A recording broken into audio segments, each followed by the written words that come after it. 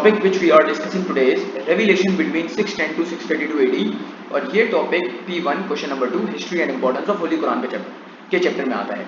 आ जाए, अब याद रखिएगा बेटा, रेवलेशन बिटवीन 610 टू 632 AD के सवाल के अंदर हमेशा 4 पैराग्राफ बनेंगे। पहले हम वो 4 पैराग्राफ डिस्कस करते हैं, देन हम उसके सवाल पे आते हैं। तो सबसे पहला पैराग्राफ जो होगा वो होगा इंट्रोडक्शन का पैराग्राफ, कि भाई आप एग्जामिनर को एजुकेट करेंगे, बताएंगे कि भाई ये रेवलेशन का मतलब क्या होता है, ये जो नए नए वर्ड्स यहाँ पर आ रहे हैं इसको इंट्रोड्यूस करेंगे, उसको समझाएंगे कि भैया इसका मतलब क्या होता है। तो हमें सबसे पहले इंट्रोडक्शन में समझाना है, इंट्रोड्यूस करना है अपने टॉपिक को।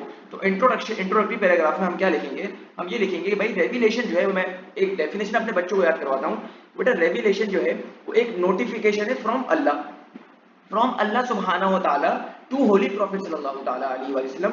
और जो मीडियम है किसके थ्रू आ रही है रेवलेशन, वो आ रही है एंजल जिब्राइल के थ्रू। तो revelation is a swift notification from Allah to holy prophet through angel Jibril, कि एंजल जिब्राइल के थ्रू प्रॉफिट सल्लल्लाहु तआला अलैहि वसल्लम को रेवलेशन आ रही है। ये पूरी इसकी डेफिनेशन है। और ये कितनी स्पैन में आई, ये आई 23 इयर्स के स्पैन में, starting from 610 AD and ending at 632 AD। तो इसकी जो डेफिनेशन बनी वो ये बनी कि revelation is a swift notification from Allah सुब्हानहू व तआला टू होली प्रॉफिट सल्लल्लाहु तआला अलैहि वसल्लम through angel Jibril in the period of 23 years starting from 610 AD and ending at 632 AD। यानी कि ये आपने किताबी डेफिनेशन के बारे में आपने इंट्रोड्यूस कर दिया, आपने बेसिकली एग्जामिनर को बता दिया कि भाई रेवलेशन ये होती है। और revelation is also known as वही। ठीक है भाई। एक और चीज, इसका जो लिटरल मीनिंग है वो ये है, जो इसकी जो गूगल इसका जो मीनिंग बताता है वो क्या बताता है कि एक मैसेज जो हो सुप्रीम पावर की तरफ से, एक मैसेज हो, खास मैसेज हो, वो अपने चूजन बंदे को, जो अपने चूजन बंदा है, यानी कि जो मखसूस बंदे हैं उनको। तो यहाँ पर यही मकसद है ना कि प्रॉफिट सल्लल्लाहु तआला अलैहि वसल्लम अल्लाह के एक चूजन बंदे हैं, नबी हैं, आखिरी प्रॉफिट है सल्लल्लाहु अलैहि वसल्लम। तो उनको स्पेशल मैसेज आ रहा है, और वो मैसेज किसका है बेटा, कुरान का। तो ये इंट्रोडक्टरी पैराग्राफ में आपने बेसिकली इंट्रोड्यूस कर दिया।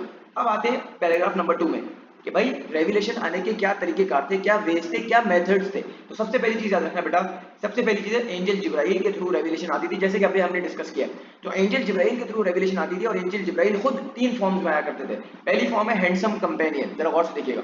हैंडसम कंपेनियन जो थे, यानी कि प्रॉफिट सल्लल्लाहु तआला अलैहि वसल्लम के खूबसूरत कंपेनियन थे, जिनका नाम था हजरत दाया कल्बी, उनकी फॉर्म में वो आया करते थे। अच्छा भाई, ये किसने रिपोर्ट किया, ये रिपोर्ट किया हजरत उम्मे सलमा ने, जो प्रॉफिट सल्लल्लाहु तआला अलैहि वसल्लम की वाइफ थी। उन्होंने क्या रिपोर्ट किया कि एक बार मैंने ये देखा, उनके अल्फाज हैं कि एक बार मैंने ये देखा कि प्रॉफिट सल्लल्लाहु तआला अलैहि वसल्लम हजरत दाया कल्बी से कन्वर्सेशन कर रहे हैं, गुफ्तगू कर रहे हैं। फिर वो चले गए। फिर प्रॉफिट सल्लल्लाहु तआला अलैहि वसल्लम हजरत उम्मे सलमा के पास आते हैं और वो पूछते हैं कि क्या तुम जानती हो इसको। बोला हाँ जानती हो, दाया कल्बी है। तो उनको वाकई में लगा था कि हाँ ये दाया कल्बी है, मगर बाद में प्रॉफिट सल्लल्लाहु तआला अलैहि वसल्लम ने अपने सरमन में बताया लोगों को कि ये हजरत एंजल जिब्राइल थे, जो कि दाया कल्बी की फॉर्म में आए थे अल्लाह का मैसेज मुझे पहुंचाने के लिए। तो ये हजरत उम्मे सलमा की रिपोर्ट से ये बात भी साबित हो जाती है। तो आपको अब बच्चे के दिमाग में आएगा सर मैं इतना लिख दूं हैंडसम कंपेनियन हजरत दाया कल्बी, बस ये चीज नहीं लिखो, ये चीज नहीं लिखो कि आपकी बात में वजन नहीं आया, आपने एक जस्टिफिकेशन एविडेंस नहीं दिया। एविडेंस आएगा तो सवाल जरा हैवी हो जाएगा, जरा एग्जामिनर को फ्लैट भी तो करना है ना बेटा। अब आते हैं दूसरी पे। दूसरा एंजल जिब्राइल की दूसरी फॉर्म है बिडविन मैन। बिडविन बेसिकली बद्दू एक कौम होती है, उसका एक आदमी आया था और ये जो चीज़ की ये रिपोर्ट की हजरत उमर रज़ी अल्लाह तआला ने। हजरत उमर ये फरमाते हैं कि एक दफ़ा हम प्रॉफिट सल्लल्लाहु तआला अलैहि वसल्लम के साथ बैठे हुए थे, एक बंदा आया, जरा गौर से देखिएगा, एक बंदा आया, a man came अटायर्ड in white, यानी कि ऊपर से नीचे तक उसने वाइट कपड़े पहने हुए थे। No sign of travel on him, ऐसा लग ही नहीं रहा था कि भाई बहुत दूर से सफर करके आया है, क्योंकि पुराने जमाने में सफर ऐसे तो नहीं होता, हवाई जहाज वगैरह पे गाड़ियां वगैरह नहीं थी, तो सफर जो है वो पैदल हुआ करता था। तो ऑब्वियस बात है, बंदा जब पैदल सफर करेगा और वो रास्ते भी कच्चे रास्ते होते थे तो मट्टी उसके कपड़ों पे लग जाएगी, मगर ऐसी कोई अलामत नहीं थी उस कपड़ों में, उसके कपड़ों में कोई ऐसी चीज जाहिर नहीं हो रही थी। तो इसकी वजह से ये लग रहा था कि there was no sign of travel on him, कि ऐसा बिल्कुल महसूस नहीं हो रहा था कि वो बहुत दूर से सफर करके आया है। And his hair was dark black. अब वो प्रॉफिट सल्लल्लाहु तआला अलैहि वसल्लम के पास आता है और प्रॉफिट सल्लल्लाहु अलैहि वसल्लम के सामने बैठ जाता है, और प्रॉफिट सल्लल्लाहु तआला अलैहि वसल्लम से गुफ्तगू होती है। कुछ प्रॉफिट सल्लल्लाहु अलैहि वसल्लम से सवाल पूछे जाते हैं, उनके जवाब बताए जाते हैं, एंड देन वो जो विजिटर है वो चले जाता है। अब ये आपने पूरा रिपोर्ट करना है। विजिटर चला गया तो प्रॉफिट सल्लल्लाहु तआला अलैहि वसल्लम ने हजरत उमर से पूछा कि ए उमर, क्या तुम उस बंदे को जानते थे। तो हजरत उमर रज़ी अल्लाह तआला ने जवाब दिया कि मैं तो नहीं जानता, मगर I don't know but Allah and his messenger knows the best, कि अल्लाह को और आपको बखूबी पता होगा।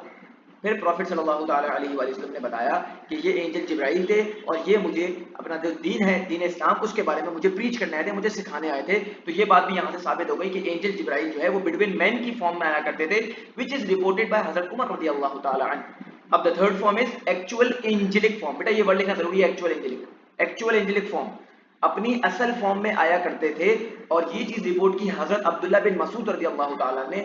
वो ये कहते हैं कि मैंने प्रॉफिट सल्लल्लाहु ताला अलैहि वसल्लम से सुना है कि when I saw angel Jibrail he had 600 wings. अब आपको याद होगा कि फर्स्ट रेवलेशन जब प्रॉफिट सल्लल्लाहु ताला अलैहि वसल्लम को आई तो प्रॉफिट सल्लल्लाहु ताला अलैहि वसल्लम के वो हिरा से बाहर निकले तो उस वक्त एंजल जिब्राइल अपनी एक्चुअल फॉर्म में थे। उन्होंने आवाज लगाई, O Muhammad you are the messenger of Allah and I am Jibril. और जब पीछे मुड़ के देखा तो अपनी एक्चुअल फॉर्म में थे कि उनके विंग्स ईस्ट को कवर कर रहे थे, उनके राइट साइड वाले विंग्स जो है कि दोनों साइड के विंग्स जो थे वो ईस्ट और वेस्ट को कवर कर रहे थे। उनका जो हेड था वो स्काई पे टच कर रहा था, फीट जो थे वो अर्थ पे थे। तो वो अपने एक्चुअल एंजेलिक फॉर्म में आए थे फर्स्ट रेवलेशन के बाद, जो केव ऑफ हिरा के आउटसाइड जो वाकया हुआ था वहां पर। तो पहले हमने ये पढ़ लिया कि एंजल जिब्राइल आया करते थे 3 फॉर्म्स में। सेकंड चीज है प्रॉफिट सल्लल्लाहु ताला अलैहि वसल्लम को साउंड ऑफ बेल्स के थ्रू और बजिंग बीज के थ्रू भी रेवलेशन आया करती थी। और ये सबसे खतरनाक मुश्किल, बहुत मुश्किल तरीके से रेवलेशन आया करती थी। कैसे कि भाई एक बेल बज रही है, कंटिन्यूस बेल बज रही है, ऑब्वियस बात है भाई बंदा इरिटेट हो जाता है, यार बेल बज रही है बोला कौन है यार ये। आप स्कूल में जाते हो, कॉलेज में जाते हो, स्कूल में तो कॉलेज में तो नहीं होता, स्कूल में जाते हो तो आप बेल बज रहे हो, भाई कौन है यार ये, पागल का बच्चा कौन है, बदतमीज, बंद ही नहीं कर रहा। तो ऑब्वियसली अब वो टीचर लेक्चर भी दे रहा होता है अलग, ऊपर से बेल भी बज रही होती है, तो दिमाग थोड़ा सा वो हो जाता है कि क्या है यार इतना शोर हो रहा है। तो ये सबसे खतरनाक तरीका था प्रॉफिट सल्लल्लाहु ताला अलैहि वसल्लम के थ्रू, रिंगिंग बेल्स के थ्रू और बजिंग बीज, जो बीज की करके वाली जो आवाज होती है उसके थ्रू प्रॉफिट सल्लल्लाहु ताला अलैहि वसल्लम को रेवलेशन आती थी। तो ये सबसे खतरनाक तरीका था कि हज़रत आयशा रज़ियल्लाहु ताला अन्हा की रिपोर्ट हमें मिलती है, वो ये फरमाती हैं कि प्रॉफिट सल्लल्लाहु ताला अलैहि वसल्लम को जब इस तरीके से रेवलेशन आती थी तो उनके माथे पे, फोरहेड पे पसीना आ जाता था और उनका जो फेस है, जो चेहरा मुबारक है, वो लाल हो जाया करता था। तो इतनी खतरनाक तरीके से रेवलेशन आया करती थी। हमें मजीद रिपोर्ट्स ये मिलती हैं कि उनकी बॉडी वेट में भी इजाफा होता था, कि उनका जो वेट है वो इंक्रीज हो जाता था। कि एक बार वो कैमिल पे सफर कर रहे थे अपने और उनको रेवलेशन आई और वो कैमिल उस वजन की वजह से इतना हैवी लोड हो गया प्रॉफिट सल्लल्लाहु ताला अलैहि वसल्लम का कि वो कैमिल वजन की वजह से बैठ गया। तो ये कैमिल की स्टोरी पता चलती है कि हाँ भाई प्रॉफिट सल्लल्लाहु ताला अलैहि वसल्लम का कितना वेट इंक्रीज होगा कि कैमिल खुद बैठ गया। सेकंड चीज, हजरत ज़ैद बिन साबित की एक स्टोरी हमें मिलती है कि एक बार प्रॉफिट सल्लल्लाहु ताला अलैहि वसल्लम he was resting on the thigh of Prophet sallallahu on the thigh of हजरत ज़ैद बिन साबित। और अब ये प्रॉफिट की थाय है, उनके नीचे हजरत ज़ैद बिन साबित की थाय है। प्रॉफिट सल्लल्लाहु ताला अलैहि वसल्लम को रेवलेशन आती है, हजरत ज़ैद फरमा रहे हैं कि यार मेरी थाय जो है ना नीचे और मेरी थाय, मुझे ऐसा लगा कि मेरी थाय ब्रोक हो जाएगी। तो आप खुद सोचे प्रॉफिट सल्लल्लाहु ताला अलैहि वसल्लम की थाय ऊपर है, हजरत ज़ैद बिन साबित की थाय नीचे है। नीचे वाले पे अगर इतना जोर पड़ रहा है तो जिस चीज पे, जिस बंदे पे ये गुजर रही होगी उस पे कितना जोर पड़ रहा होगा, सोचने वाली बात है। तो प्रॉफिट सल्लल्लाहु ताला अलैहि वसल्लम वो इस तरीके का भी रेवलेशन आती थी, which for the hardest of all. Next आते हैं ड्रीम्स, कि प्रॉफिट सल्लल्लाहु ताला अलैहि वसल्लम को ड्रीम्स के थ्रू रेवलेशन आया करती थी। और वो कैसे होता था कि प्रॉफिट सल्लल्लाहु ताला अलैहि वसल्लम रात को सो रहे हैं और रात को सोते हुए उन्होंने कोई ख्वाब देखा और वही ख्वाब जो देखा है वही सुबह उठ के उनको उस हिसाब की रेवलेशन आ जाए, उसके जो ही अभी जो भी ख्वाब देखा है उसके हिसाब से उनको रेवलेशन आ जाए। तो प्रॉफिट सल्लल्लाहु ताला अलैहि वसल्लम को इस तरीके से भी रेवलेशन आया करती थी। अब आपने ये एग्जामिनर को ये बात तो आइडेंटिफाई कर दी, मगर आप उसको एविडेंस दोगे, सबूत दोगे ना भाई कि भाई ऐसे क्या है, उसको एग्जांपल दो। तो एग्जांपल क्या दोगे कि भाई प्रॉफिट सल्लल्लाहु ताला अलैहि वसल्लम एक रात सो रहे थे और उनको ख्वाब आया कि वो अगले दिन सुबह मक्का जा रहे हैं तवाफ वगैरह करने, और ये बात है 6 एज की। तो अगले दिन सुबह वो गए थे और प्रॉफिट सल्लल्लाहु ताला अलैहि वसल्लम को अल्लाह की तरफ से रेवलेशन आई थी। फिर वो 6 एज में आपको बताया वाकया ट्रीटी ऑफ हुदैबिया हुआ। वो अलग बात है कि हम वहां गए थे, वहां हम तवाफ नहीं कर पाए, उसके अलग रीजंस थे, तो हम वो ट्रीटी ऑफ हुदैबिया के टॉपिक में पूरा डिटेल से कवर करेंगे। मगर ये माइग्रेशन टू मदीना के बाद ये वाला वाकया हुआ, तो ये बात भी यहाँ से साबित हो गई। हर चीज को एविडेंस देना है, हर चीज को एग्जामिनर सोचे नहीं, उसको एजुकेट करना है भाई, सिखाना है उसको। अपने पेपर से हमें पढ़े सीखे और कलमा पढ़ ले भाई, इस्लाम कबूल कर ले, तो क्या ही बात है, जन्नती हो जाओगे आप लोग। ठीक है बेटा, आ जाए मेथड नंबर 4 में। मेथड नंबर 4 है डायरेक्टली फ्रॉम अल्लाह सुब्हानहू व तआला। और प्रॉफिट सल्लल्लाहु ताला अलैहि वसल्लम डायरेक्टली फ्रॉम अल्लाह सुब्हानहू व तआला से मेराज के मौके पे प्रॉफिट सल्लल्लाहु ताला अलैहि वसल्लम हम कलाम हुए थे अल्लाह सुब्हानहू व तआला से। और प्रॉफिट सल्लल्लाहु ताला अलैहि वसल्लम को वहां 2 गिफ्ट्स मिले थे, एक ऑब्लिगेटरी प्रेयर्स 50 नमाजों का तोहफा था और लास्ट 2 वर्सेस ऑफ सूरह अल बकरा, और ये एक ही बार हुआ है। तो ये 4 तरीकों कार से रेवलेशन प्रॉफिट सल्लल्लाहु ताला अलैहि वसल्लम को आया करती थी। अब ये मेराज के बारे में हम डिटेल से गुफ्तगू करें आगे, तो ये 4 तरीके कार थे। तो अभी हमने इंट्रोडक्शन कवर कर लिया, एंड देन मेथड्स। मेथड्स बोल दो, वेज बोल दो, कोई मसले वाली बात नहीं है। अब आते हैं P3 जो कि है प्रोसेस, कि प्रोसेस के बारे में बताना है कि भाई ये रेवलेशन का प्रोसेस मींस सिलसिला। कि भाई ये रेवलेशन का सिलसिला शुरू कहाँ से हुआ, मतलब कहाँ से शुरू हुआ, कहाँ खत्म हुआ, और क्या पीछे बैकग्राउंड क्या चल रहा है कि रेवलेशन कैसे आ रही है, किस मौके की मुनासिबत से आ रही नहीं आ रही, मतलब उस तरह बताना है हमें। तो सबसे पहले आप याद रखिएगा बेटा, रेवलेशन जो है आपको इन पार्ट्स हुई थी, पूरा कुरान एक साथ नाजिल नहीं हुआ था, ये मैंने पहले भी बताया। और ये रेवलेशन का जो आगाज हुआ वो हुआ केव ऑफ हिरा में, व्हेन प्रॉफिट सल्लल्लाहु ताला अलैहि वसल्लम वाज 40 इयर्स ओल्ड, और 40 इयर्स ओल्ड, और 610 एडी की रातों में कुरान नाजिल हुआ, नाइट ऑफ पावर में। नाइट ऑफ पावर जो लैलतुल कदर की रातें होती हैं, जो आखिरी last 10 odd nights of Ramzan, Ramzan जो कि 21, 23, 25, 27, 29, इसको हम शब कदर की रातें, लैलतुल कदर की रातें बोलते हैं। कुरान का भी वर्ष, आपकी कुरान की वर्ष भी बोलती है, इन्ना अंज़लनाहु फी लैलतिल क़द्र। तो आपको ये वर्ष भी यहाँ पर कनेक्ट करनी है। कुरान जो है वो केवल फिरा में नाजिल हुआ रमजान की, और last 10 odd nights of Ramzan, जो कि नाइट ऑफ पावर कहलाती है, उसमें कुरान नाजिल हुआ। एंड देन प्रॉफिट सल्लल्लाहु अलैहि वसल्लम को जो फर्स्ट रेवलेशन रिवील हुई, बेटा याद रखिएगा यहाँ पर बहुत डिटेल से हम लिख सकते हैं, मगर यहाँ पे डिटेल नहीं करनी, यहाँ पे इसको सिर्फ टचअप देना है, उसको सिर्फ एग्जामिनर को समझाना है कि यार ये तरीकेकार थे, बस सिंपल, उसमें और डीप डाइव नहीं करना। ठीक है बेटा, फर्स्ट 5 वर्सेस ऑफ सूरह अलग नाजिल हुई थी प्रॉफिट सल्लल्लाहु अलैहि वसल्लम को, कि read in the name of your Lord who created man out of clot of congealed blood, and your Lord is most bountiful, he who taught by the pen taught men what he knew not। तो ये 5 versus सूरह अलग की, इक़रा बिस्मि रब्बिकल लज़ी खलक़ की, ये 5 versus I थी शुरू की। ठीक है, इसके बाद प्रॉफिट सल्लल्लाहु ताला अलैहि वसल्लम का यहाँ जो है नया करियर शुरू हो गया, कि अब उनको जो है इस्लाम का मैसेज आगे फैलाना भी है। तो शुरू में प्रॉफिट सल्लल्लाहु ताला अलैहि वसल्लम को साइलेंट प्रीचिंग के ऑर्डर आए, तो फिर प्रॉफिट सल्लल्लाहु ताला अलैहि वसल्लम ने अपने करीबी लोगों को पहले इस्लाम की दावत दी, करीबी लोगों के बाद फिर उन्होंने ट्राइब को दावत दी, और फिर 3 साल बाद प्रॉफिट सल्लल्लाहु ताला अलैहि वसल्लम को ओपन प्रीचिंग के ऑर्डर्स आए थे। और ओपन प्रीचिंग में यानी कि खुला, अब अलल ऐलान, जाओ और लोगों को बता दो कि ये क्या तुम आइडल वर्शिपिंग कर रहे हो, क्या बदबख्ती कर रहे हो, हट जाओ, अल्लाह के दीन यानी कि सही राह पे आ जाओ, बिल्कुल सही दीन पे आ जाओ।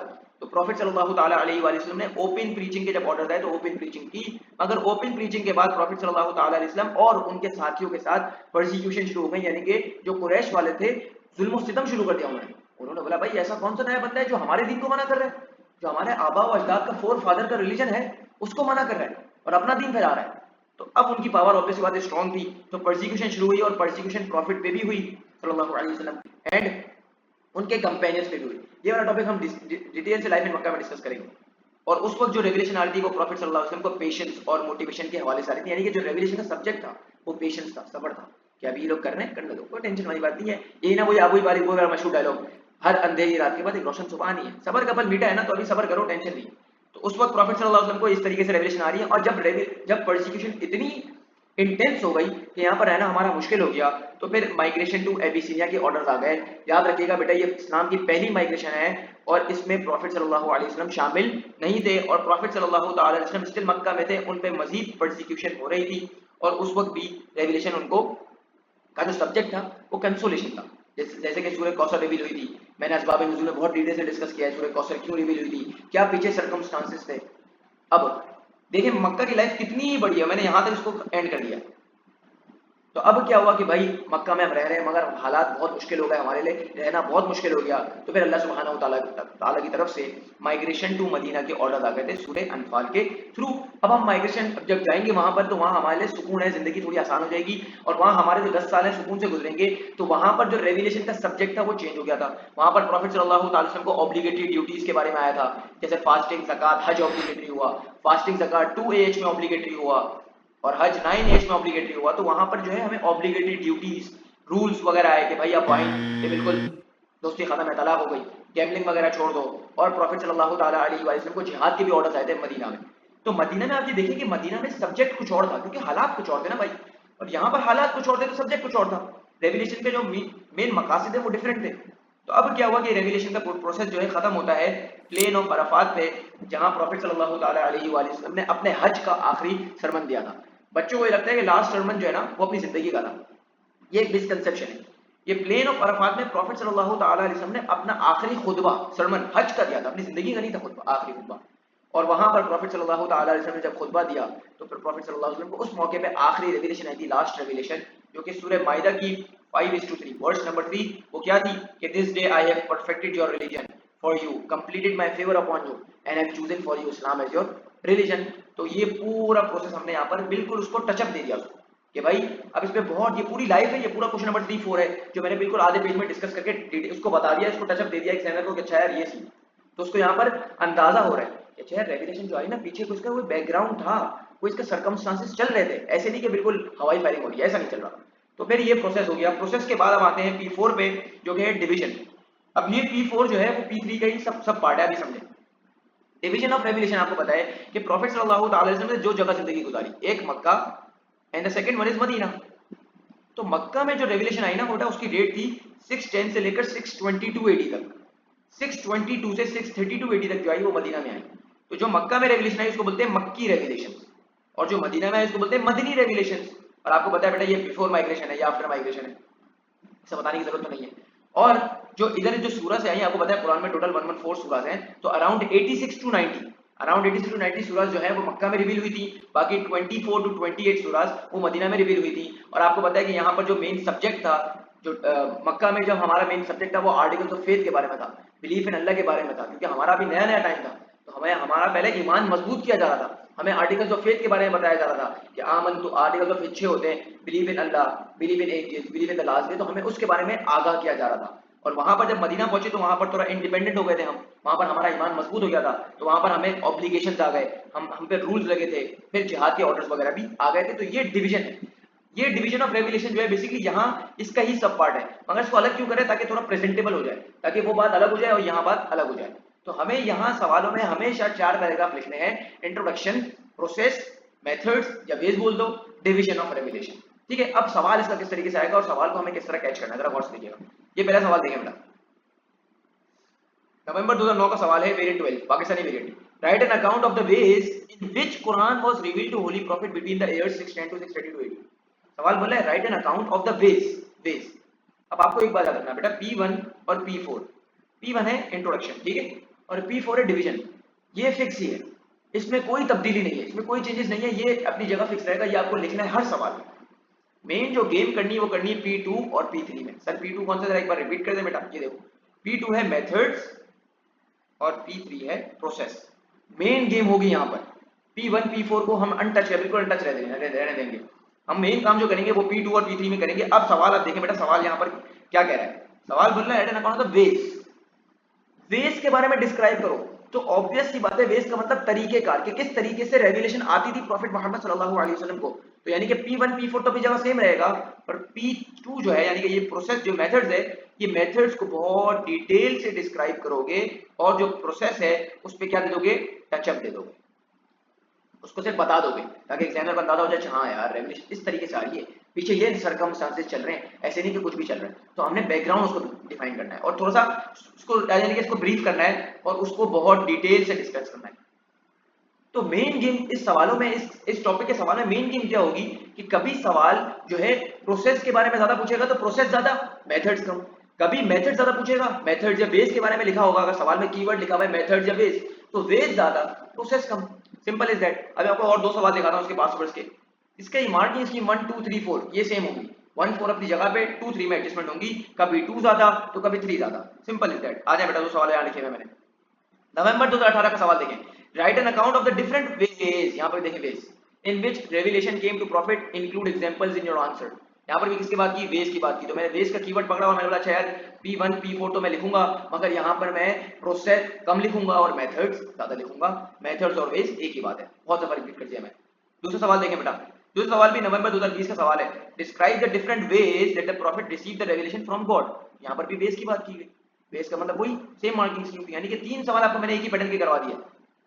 समझ आ गई बेटा यहाँ तक। तो हमें यहाँ पर बेसिकली ये देखना है कि भाई सवाल की कीवर्ड को पकड़ना है। सवाल के कीवर्ड को अगर हमने पकड़ लिया कि हाँ सवाल क्या कहना चाह रहा है, तो हम उसको डिटेल से डिस्क्राइब कर देंगे। अब आपके सवाल दिमाग में सवाल आएगा कि सर वेज बोल रहा है तो हम प्रोसेस क्यों लिख रहे हैं, प्रोसेस नहीं लिखे भाई। बेटा प्रोसेस लिखना जरूरी है, क्यों, क्योंकि एग्जाम को अंदाजा होना चाहिए रेवलेशन तो आ रही है मगर डिफरेंट मौके की मुनासिबत से आ रही है, तो उसको वो बात आपको बात कंप्लीट करनी है। इनकम्प्लीट बात करने में मजा नहीं आएगा, बात कंप्लीट करनी ताकि एग्जामिनर को पूरी चीज तरीके से क्लियर हो जाए, सुकून से क्लियर हो जाए। तो हमने यहाँ पर ये सुकून से डिस्कस कर लिया है। एक बार मैं आपको एक बार रिपीट कर रहा हूँ। तो कभी कभी बेटा कभी जिब्राइल आते थे, ये देखो कभी जिब्राइल आते थे, कभी प्रॉफिट सल्लल्लाहु अलैहि वसल्लम को घंटियों की आवाज आती थी, कभी ख्वाब आया करते थे, और कभी डायरेक्टली फ्रॉम अल्लाह सुब्हानहू व तआला, जो कि एक दफा हुआ। सही है भाई। तो आपको ये डिटेल से डिस्क्राइब करना है। उम्मीद है ये चीजें समझ आ गई होंगी, उम्मीद है पासवर्ड के सवाल भी समझ आए होंगे। मिलते हैं इसी अपने पद के साथ, दुआ में याद रखिए। अस्सलाम वालेकुम व रहमतुल्लाह।